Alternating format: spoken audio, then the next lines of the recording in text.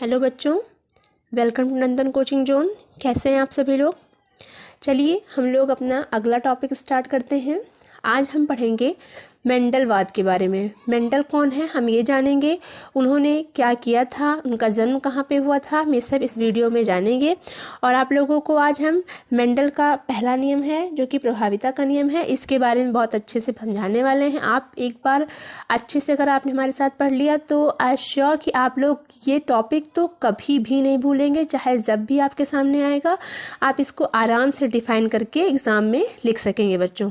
तो हमारा वीडियो पूरा एंड तक देखिए और समझिए कि मेंडलवाद क्या है और इसका पहला नियम क्या है। चलिए बच्चों, लेट्स स्टार्ट।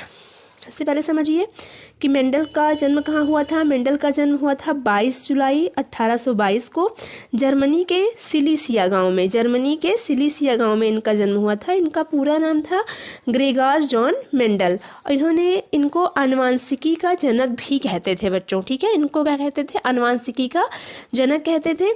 इन्होंने अपने जो प्रयोग किए थे मटर के पौधों पर। ठीक है, उस मटर को कहते हैं उद्यान मटर। उस मटर को कहते हैं बच्चों उद्यान मटर।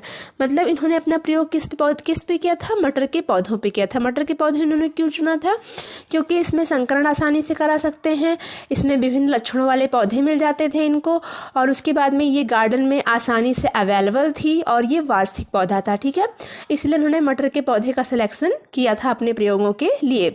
चलिए बच्चों, अब हम समझते हैं कि मेंडल ने वंशागति के नियम कैसे दिए थे, कौन से नियम दिए थे। मेंडल ने सबसे पहले क्या करवाया, मेंडल ने पौधों में 2 प्रकार के संकरण करवाए बच्चों। कितने प्रकार के संकरण करवाए, 2 प्रकार के संकरण करवाए।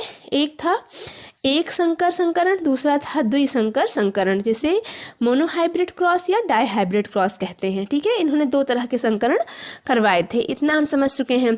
अब हम देखते हैं कि मेंडल का पहला नियम जो था वो था प्रभाविता का नियम, लॉ ऑफ डोमिनेंस। मेंडल का पहला नियम क्या था, प्रभाविता का नियम, यानी कि लॉ ऑफ डोमिनेंस था इनका पहला नियम। अभी मैंने जो है आप लोगों को इसके पहले के वीडियो में सह प्रभाविता और अपूर्ण प्रभाविता बताया था। ठीक है, ये नियम भी उसी से मिलता जुलता है। प्रभाविता यानी कि प्रभाव ज्यादा, किस चीज का प्रभाव किस चीज पर ज्यादा पड़ रहा है, इसको मेंडल ने बहुत अच्छे से डिफाइन किया है। बहुत अच्छे से उनके पौधों में ये गुण हम पा सकते हैं, समझ सकते हैं बच्चों। चलिए समझते हैं। जब एक जोड़ा विपर्यासी लक्षणों को धारण करने वाले, मतलब कितने जोड़े होने चाहिए, एक जोड़ा, यानी कि 2 पौधे होने चाहिए, 2 पौधे होने चाहिए। कैसे, विपर्यासी लक्षणों को धारण करने वाले। विपर्यासी समझते हैं जो समान गुण के ना हो। विपर्यासी का मतलब होता है डिफरेंट गुण के। विपर्यासी का मतलब क्या होता है बच्चों, डिफरेंट। तो डिफरेंट लक्षणों को धारण करने वाले 2 शुद्ध जनकों, मतलब 2 ऐसे पौधे हमको लेना है जो अलग अलग लक्षण को धारण कर रहे हैं। ठीक है, और उनके बीच में क्या करवाया जाता है, परस्पर संकरण करवाया जाता है उनके बीच में।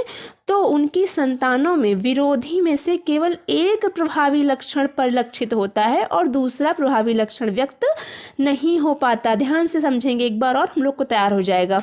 जब एक जोड़ा विपर्यासी मतलब डिफरेंट लक्षणों को धारण करने वाले 2 शुद्ध जनकों में परस्पर संकरण यानी कि उनमें क्रॉस कराया जाता है, तो जो उनकी संतानें होती हैं उनमें विरोधी, अब देखो 2 लक्षण विरोधी ही तो ये 2 अगर अलग अलग लक्षण है तो विरोधी तो आपस में हैं, तो उन विरोधी में से केवल एक बच्चों, केवल एक प्रभावी लक्षण परिलक्षित अर्थात दिखाई देता है और दूसरा प्रभावी लक्षण व्यक्त नहीं हो पाता है। दोनों लक्षण प्रभावी होते हैं, दोनों लक्षण क्या होते हैं, प्रभावी होते हैं, लेकिन अगर उनमें क्रॉस से संकरण कराया जाता है तो उनमें से केवल एक प्रभावी लक्षण दिखाई देता है। परिलक्षित का मतलब होता है दिखाई देना।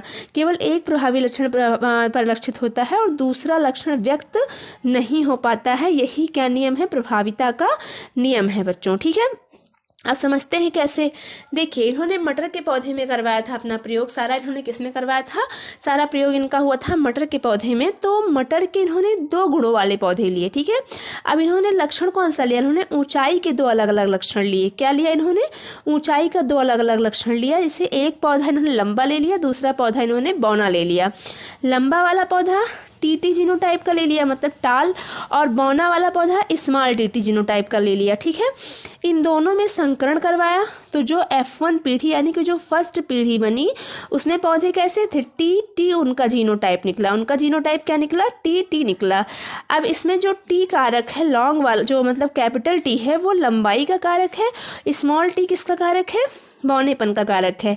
लेकिन यहाँ पे प्रभावी क्या है, प्रभावी यहाँ पर टी है, इसीलिए सभी पौधे कैसे होंगे बच्चों, लंबे होंगे। यही है प्रभाविता का नियम। प्रभाविता का नियम क्या कहता है कि जब दो अलग अलग लक्षणों वाले पौधों में संकरण कराया जाता है तो उनमें से केवल एक ही लक्षण दिखाई देता है अपने प्रभाव के साथ में, दूसरा लक्षण व्यक्त नहीं हो पाता है, छिप जाता है। जैसे इन्होंने मटर के पौधे लिए, एक लंबा पौधा लिया, एक छोटा पौधा लिया, एक लंबा लिया, एक छोटा लिया, दोनों में जब इन्होंने क्रॉस करवा दिया, क्रॉस दोनों में संकरण करवा दिया तो पौधे कैसे मिले, टी मिले। यानी कि सारे पौधे कैसे होंगे बच्चों, लंबे होंगे। यानी कि जो लंबा वाला लंबे कारक का गुण जो दिखाई दिया वो ज़्यादा प्रभावी होगा, छोटा वाला गुण उसी में छिप जाएगा, व्यक्त नहीं हो पाएगा। यही मेंडल का प्रभाविता का नियम है। इसके अगले वीडियोज में हम आपको इनके जो दो अन्य नियम हैं उनके बारे में बताएंगे बच्चों। तो हमारे साथ बने रहिए, हमारे वीडियोज को देखते रहिए और अपनी तैयारी को अच्छा करते रहिए। थैंक यू बच्चों, कीप लर्निंग।